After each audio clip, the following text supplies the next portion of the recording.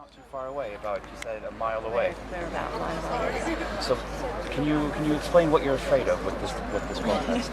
Well, the Environment Agency confirmed I reported the incident and I had a call back from them, and although I told them it was definitely airborne and I was concerned about the airborne nature of it, they, when they gave me the call back, I asked if they'd taken any air samples. They said no, and they seem to have no intention whatsoever of taking airborne samples, which is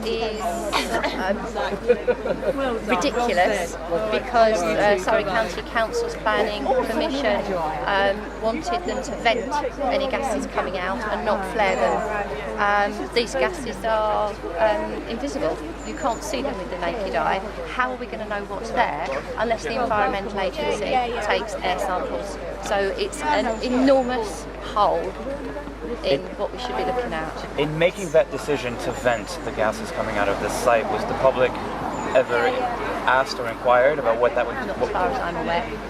You never received any No, questionnaire from the council about how that might impact you at all? No, and for planning permission requirements, an authority only needs to contact the properties adjacent to a property where something is planned. So legally they don't have to talk to anybody, but you would think the council are working on our behalf, and especially working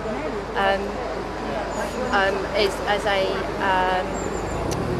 voice of the people that they represent, and that's what's happened in other counties and in other towns. Many counties and towns have banned fracking within their region.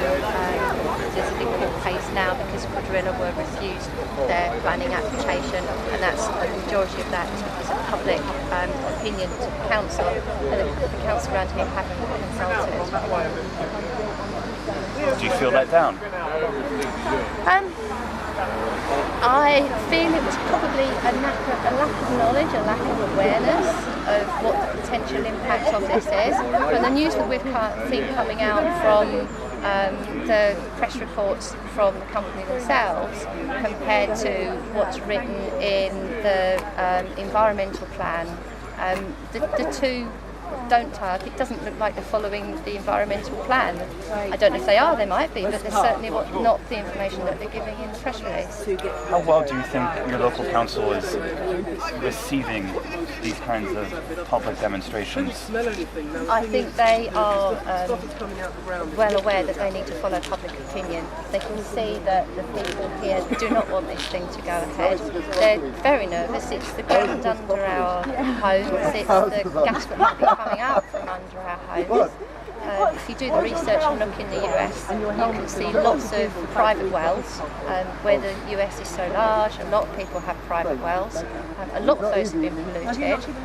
The oil companies are actually having families sign gagging orders and tankering water out to the properties so that the people can maintain their properties and their lives. Otherwise they will have to abandon their homes and move off from 10,000 acre farm with nothing.